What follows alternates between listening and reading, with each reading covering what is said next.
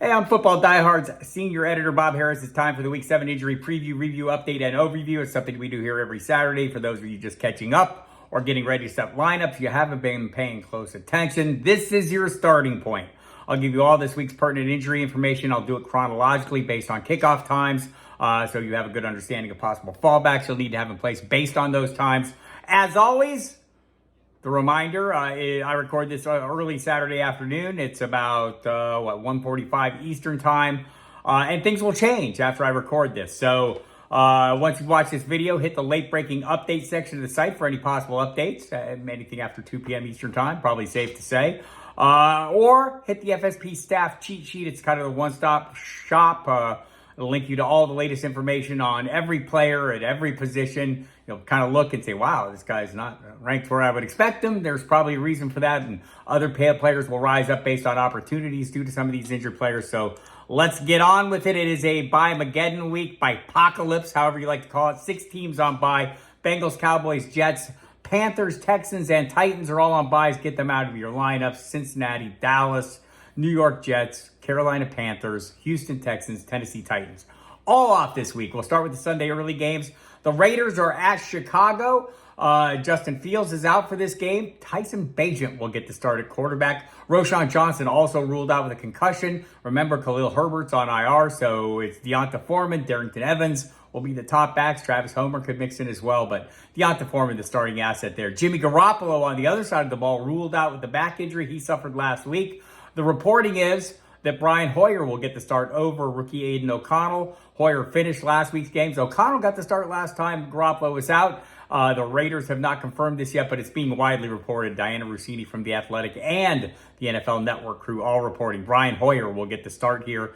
Devontae Adams chirping that he would like the ball more. We'll see if the squeaky wheel gets the grease. The Commanders are at the Giants in MetLife Stadium. Daniel Jones listed as questionable. Watch this one closely. He has been limited in practice all week. That limit has been no contact.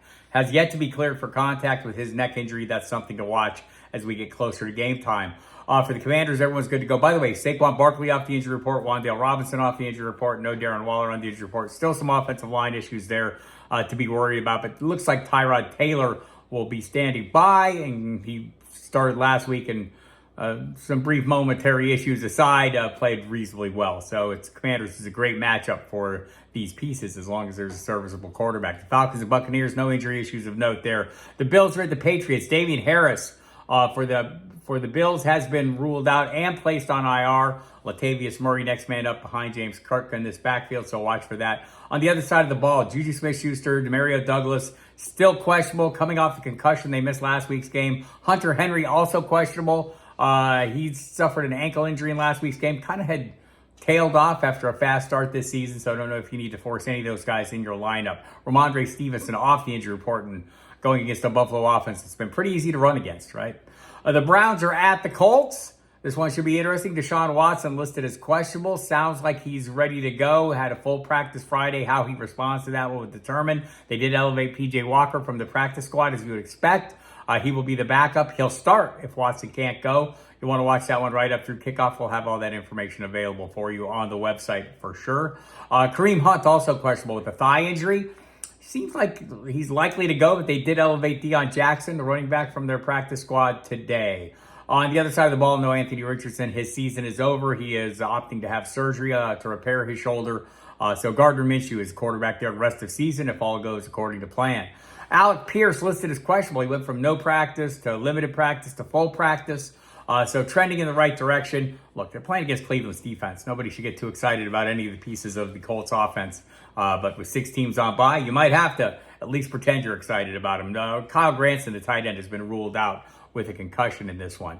The Lions are at the Ravens. For the Lions, this gets interesting. No David Montgomery. Craig Reynolds is listed as questionable with a hamstring and toe injury. Marvin Jones, by the way, Jr., ruled out Saturday due to a personal matter, not making the trip to Baltimore.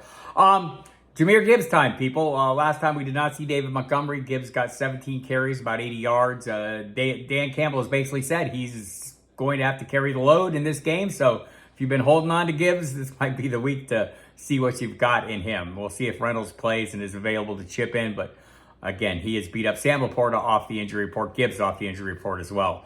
Takes us to the late afternoon window. Packers are at the Broncos. Aaron Jones listed as questionable with a hamstring injury that sidelined him last game. It sounded like he was ready to come back for that game and then tweaked it in advance. And so that was an issue. So it's something to watch right up through kickoff, but it seems like he's trending in the good direction. Greg Dulcich, the tight end for the Broncos, has been ruled out. Could be heading back to IR, which would be season ending. He's already done his first stint on IR.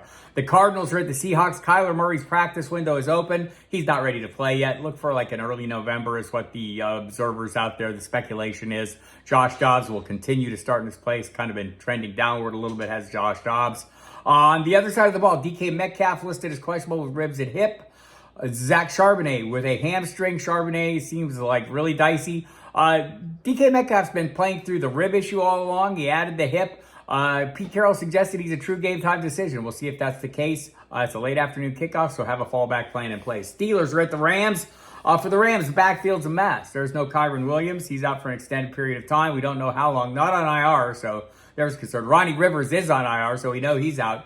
The Rams signed Myles Gaskin to join Zach Evans. They promoted Royce Freeman, who's been around from their practice squad, and they added Darrell Henderson, who's previously been a Ram and had some success in this offense, to the practice squad. He will be activated at some point Saturday. Watch for that. It's got to be by 4 p.m. Eastern time for him to be available. It's a convoluted mess, right? Not sure what we're going to do with this one. Henderson probably is pretty good knowledge of the offense.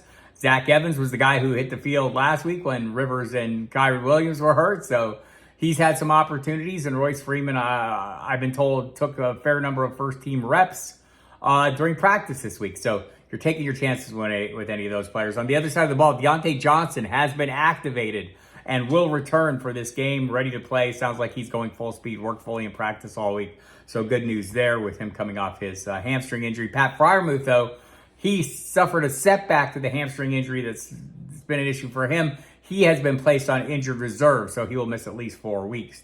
The Chargers at the Chiefs. Everyone's good to go except Justin Watson, who has been ruled out with an elbow injury. They're not putting him on IR, so it's not season ending, but it's something to watch. Mecole Hardman traded back from the Jets to the Chiefs.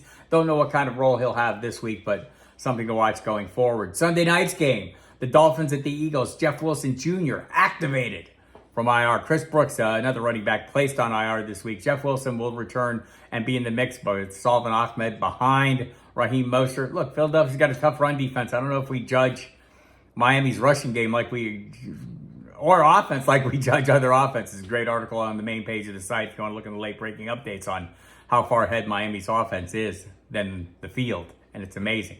And so we'll see, but it looks like Jeff Wilson will be available to contribute in this game. Monday night, the 49ers are at the Vikings. Christian McCaffrey and Deebo Samuel, they remain uncertain. I'm guessing they'll get questionable designations at some point after this recording is posted. Watch for that. McCaffrey told Kyle Shanahan to game plan as if he would be there. The reports from practice he's been working on the side have been pretty positive, but do they feel like they need him? They're coming off a loss, so they want to get a win. So it's going to be interesting to see. Your possible fallbacks include Elijah Mitchell and Jordan Mason, who played really well, last couple games.